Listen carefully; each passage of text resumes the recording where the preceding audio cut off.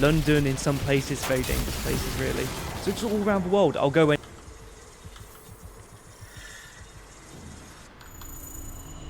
Oh, yeah. So that's crazy. So you found this at the border? Yeah, so I went to the Mexican border at Eagle Pass recently in Texas, and the situation's really bad down there, Tim. I mean, when I was on the Mexican side, there's hundreds of these IDs just littered around, left behind by migrants, because if they can't see where they're from, they'll just send them back to Mexico, and then they can try again to come into this country illegally, bypassing the real people that are doing it properly. So they have fake IDs to trick their way. And it's not just them walking through, it's them manufacturing fake documents. But even manufacturing or bribing the police, the very people that our governments are funding to actually protect our borders as well. So it's a terrible situation. Right on. We'll talk about all that too. We got Luke Rudkowski of We Are Change hanging out. Hey guys, interest rates are up, so I decided to wear my banker t-shirt to help people understand what a banker is with the true definition, saying that a banker is, quote, a ruthless scumbag who will eat your lunch and then charge you for it. This is a great way to meet like-minded individuals. I met a couple bankers wearing this shirt. Great conversations, and when you get this shirt, this is the main way that you support me and my efforts here. You could get the shirt on thebestpoliticalshirts.com. Thank you again so much for having me. What I love about banks is that when you're poor, they charge you, and when you're rich, they give you money. That's amazing how that works. It's crazy. It's because they're using your money to invest. It's like a big pyramid scheme, and if you're invested in the pyramid, they want to reward you for getting into it. Good to see you, Miles. Oh, thank you. You were in Afghanistan too. Yeah, it was lovely. Nice little lad's holiday, I guess. Ukraine as well? Yeah. Better London sometimes. I want to go deep into all this and hear about the last year or so of what you've been up to. Thank you, of course. Also, I second Tim's statement about pre-ordering Genocide, the song. It's incredible. I worked on it. It was really fun to make. He's got the best part in the music video. Yeah, it's hilarious. It's hilarious. The video's crazy. It's so wild. We made it. Anyway, I won't spoil anything. Get ready for that song coming out Friday. LosingMyMind.net. I like it. And of course, I'm Serge.com. Pleasure to meet you, Miles. Looking forward to the show. Thank you. All right, so our first story, ladies and gentlemen. Elon Musk says he met with Latino civil rights leader, but the organization says she's a rogue ex-employee. Okay, sure. In a separate statement, the leaders of the NAACP, the National Urban League, and the National Action Network blasted Musk for unleashing the worst of human nature. You see, Elon, look, man, we were fans because you said you liked the Babylon Bee, because you pushed back on the establishment. And then the moment you get into Twitter, not even a week later, you go crawling to these organizations to try and he tweets this out, let them know how we're going to be handling hate and harassment. And what do? They attack you for it. Twitter owner Elon Musk, I love that phrase, said early Wednesday that he spoke with the leaders of various civil rights groups about his efforts to combat hate and harassment. Except one organization said he met with a rogue employee who was fired last month, and another attendee blasted the mogul for unleashing the worst of human nature. He actually said that he unwittingly freed people to unleash the worst of human nature, with communities of color and religious minorities bearing the greatest burden. So, bravo, Elon.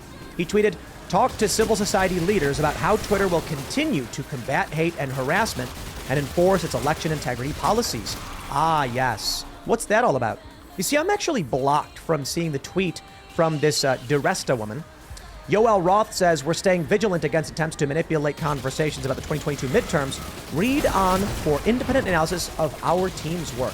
And he linked to a woman who is an executive, I believe she's an executive or some high-ranking position, with New Knowledge, an organization that was outed for creating bots for manufacturing or doing something, they sent them towards Roy Moore so that the media would think he was being propped up by Russians. That's what this organization was doing, and Elon's consulting them on an election integrity. Okay, I'll tell you what I think. The advertisers went to Elon right away and said, we're pulling out. He said, wait. Like, we're going to keep policing hate. Trust me. Don't leave. We need your money. And they said, we don't care. Then he said, okay, fine. We'll charge $20. Then the left said, nope, we're out. We're not paying $20. And he goes, okay, fine. $8. And you know what we said? We were like, okay, like under the assumption that Elon was going to fix the platform and do right by free speech and actual American values, I'll spend more than $8. Then Elon has the nerve to come out and be like, actually, we're going to combat hate with the very same grievance organizations that will never be satisfied. And why? If they are satisfied, they cease to exist.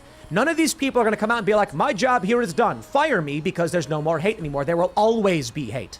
If it's not a racial slur, it's the word groomer.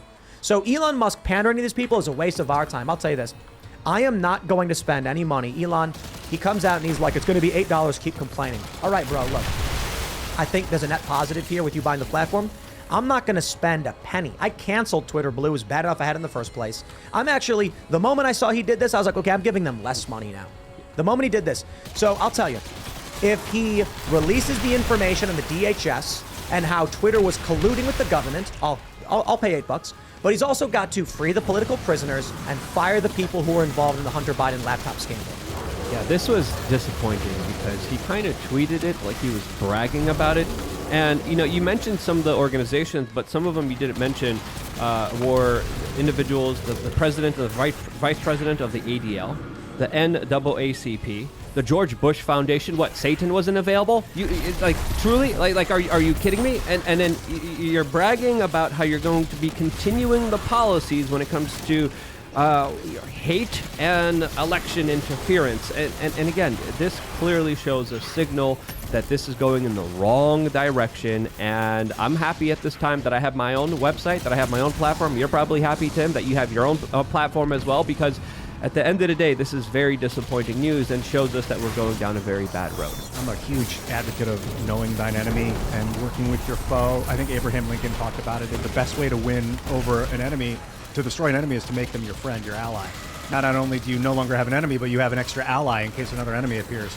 So I'm into this idea of like getting to know the people that are against you, but at the same time, Trump putting Bolton in his cabinet early on, bad move. Obama getting the Goldman Sachs team or all these like bankers into his in his inner circle right away. They start to manipulate you. When you surround yourself with people, you become those people. Like you are a result of your closest 6 friends or something. So at some point, you got to just cut. You got to cut and run and make a move. I think that Elon came into this with no real plan. And now he's trying to build the plan quickly. That's why he wanted to back out. But take a look at this. This is from the Federalist. Elon Musk taps Jussie Smollett hoaxer for Twitter censorship advice. Brilliant. Look, man, I like Elon. He does a lot of really cool stuff. But he has an opportunity to talk to people, and he's choosing to talk to the people who made the problems. One of these guys says, what more evidence does Chicago police need to call what happened to Jussie Smollett what it is, a hate crime? This guy started calling